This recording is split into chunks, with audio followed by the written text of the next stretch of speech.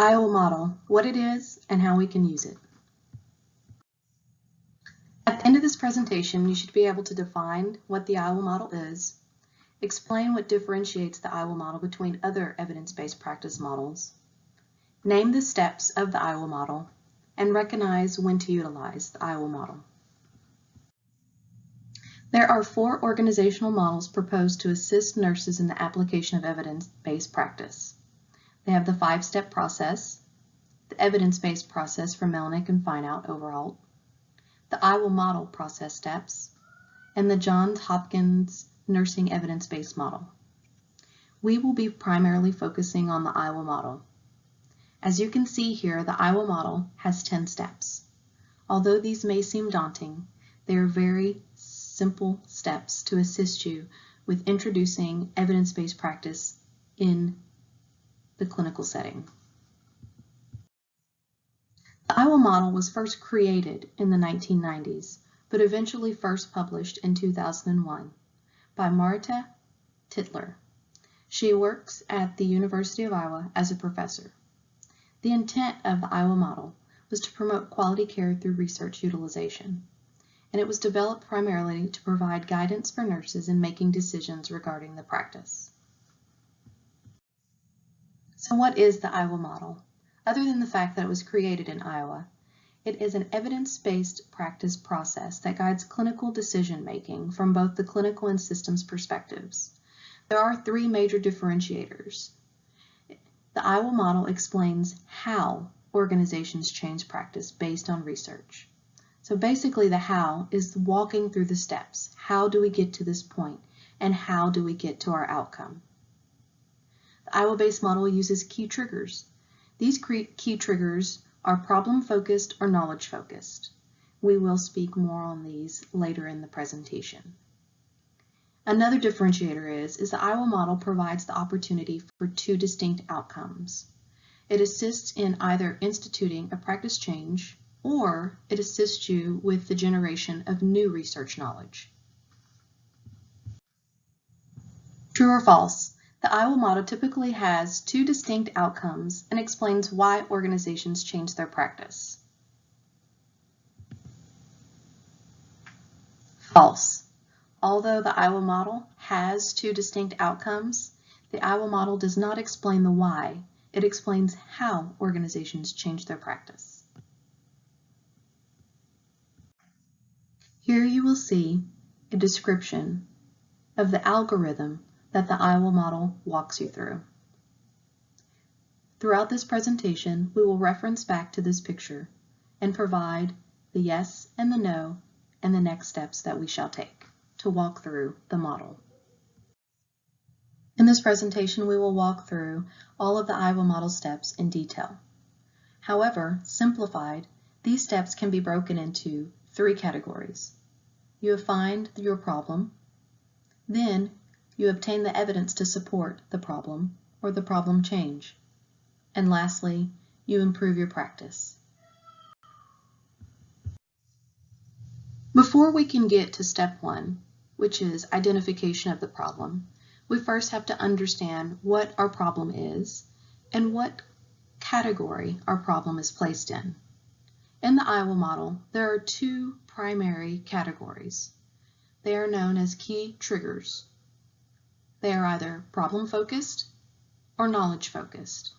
It depends on what your outcome is that you are looking for. Problem-focused triggers are risk management data, process improvement, internal-external benchmarking, financial data, and/or the identification of a specific clinical problem. Knowledge-focused triggers are new research or other literature that your practice is wanting to integrate or utilize. National agencies or organizational standards and guidelines. Maybe you're wanting to change or update protocol. Philosophies of care. This can either help assist or guide you through the magnet process, or questions from institutional standards committees. True or false?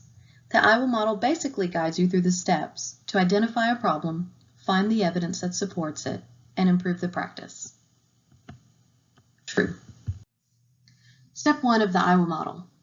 First, you must select a priority topic, either problem-focused or knowledge-focused. Some questions to ask yourself when selecting your priority topic. Consider the priority and the magnitude of the problem. Is it applicable to all areas of your practice, or is it one specialty or one specific area? Does it contribute to improving the care of your patients, or does it contribute to other factors that are important to your organization? You have to consider what the availability of data or evidence is related to your problem. Are you in the knowledge-focused trigger area, which requires you to put an extensive amount of time and effort towards creating new evidence? And what is the commitment of your staff? Are they on board? Are they wanting to make this change? These are things to consider when selecting a priority topic. Once you have selected your priority topic, you must then form a team. This team is the responsible party to assist and aid the development, implementation, and evaluation of your project. The composition should be directed by the chosen topic and include all interested stakeholders. This could either be a multidisciplinary team, which is preferable, to assist and aid in multiple perspectives within the process. And the team allows a bottom-up approach to implementing EBP, evidence-based practice, which means you need persons from all levels of the working hierarchy to participate in the team to make this team a success. Once you've identified your problem, assembled your team, now it's time to gather the evidence to support your problem. From this team, a brainstorming session should be held to identify the available resources and information you have to guide the research. Some of the most efficient retrieval evidence is obtained through electronic databases, such as CINAHL, Medline, the Cochrane Library, and a couple of other more common databases. Step 4. Once you have obtained all of your evidence to support your problem, it is time to critique and synthesize the evidence. The team should address the quality areas of the individual research, the strength and the weaknesses, and what the evidence can support throughout the process. Here you will see Medscape's level of evidence grading criteria and the grade of recommendation. Step 5. Set forth the evidence-based practice recommendations.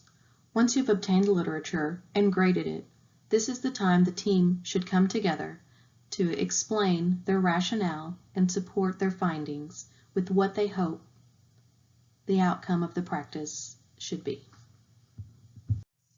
Pick one. Which step in the Iowa model focuses on obtaining evidence?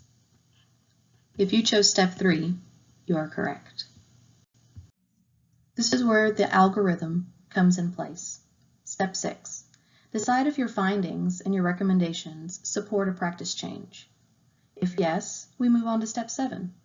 But if no, we should conduct further research and base our practice on other types of evidence, such as case reports, expert opinions, scientific principles, and/or theory.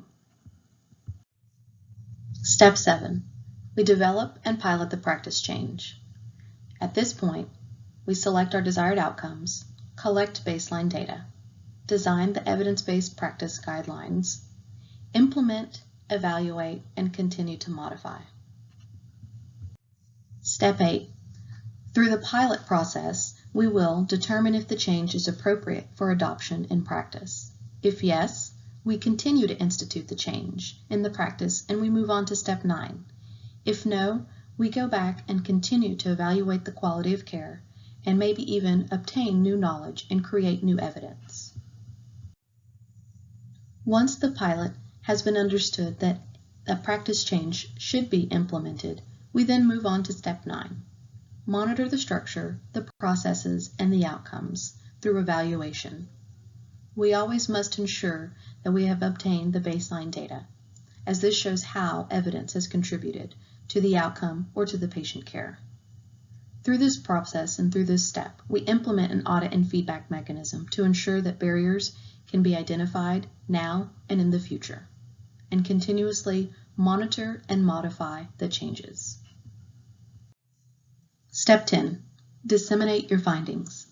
In order for a project to be successful and sustained, the results must be shared with the appropriate audience in the right way. Any document or electronic source used to share your findings should be clear, concise, highlight the results you are trying to obtain, define specific terminology if not readily available, and include graphs, bullet points, or images to further highlight your topic. Pick one. Which step in the Iowa model focuses on developing and piloting the practice change? If you pick step 7, you are absolutely correct. Let us review the steps of the 10-step process of the Iowa model. Select a priority topic. Remember, this can either be problem-focused or knowledge-focused. Form a team. In forming a team, we must remain cognizant that we need all levels of the hierarchy engaged in this team. Assemble the evidence. It is not just for the person that assembles the team to gather this information, but for the whole team, so that there can be different perspectives and different understandings of the evidence. Step 4. Critiquing and synthesizing the evidence that has been gathered.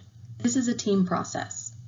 And then you should come back together to not only speak about the evidence, but set forth the evidence-based practice recommendation from the evidence that had been found and critiqued. Next, decide if the findings of your evidence support a practice change.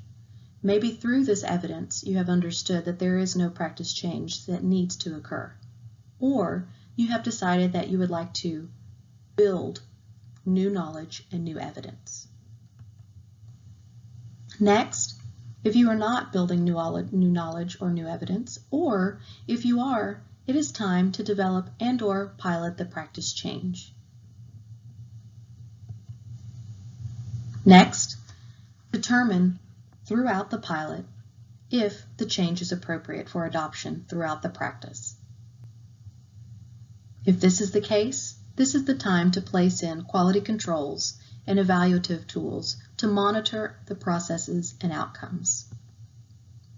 And lastly, you have to disseminate your findings. The team is not complete and the process cannot be successful if everybody does not understand what the outcomes are anticipated or what the project is wanting to do. Here, once again, is the Iowa model. A quick example of how the Iowa model has worked. One study showed that the use of an evidence-based practice shift report tool to improve nursing communications was their problem. They wanted to understand and identify why nurse shift reports were inconsistent, why there were delays in care, why there was misinformation, and how that misinformation led to a sentinel event. So they formed a team, and they obtained research. And in this research, they critiqued it and discovered what best practice was. So they created a standardized shift report tool hospital-wide. Within the pilot change, the study showed that the time to locate misinformation went from 32 minutes to 25 minutes. This information together instituted the change. And in this change, you will never know how many lives you can and/or will save. Another example problem. Many NG tubes are misplaced in pediatric and neonatal patients due to the outdated procedure of auscultation for sounds to determine verification of placement. Here is another example of how the Iowa model can work. There is no current tool in your practice to accurately assess how pain in nonverbal population is assessed. The Iowa model remains an application-oriented guide for the evidence-based process. Its intended users are point-of-care clinicians who ask questions and seek a systematic approach to promote health excellence in healthcare.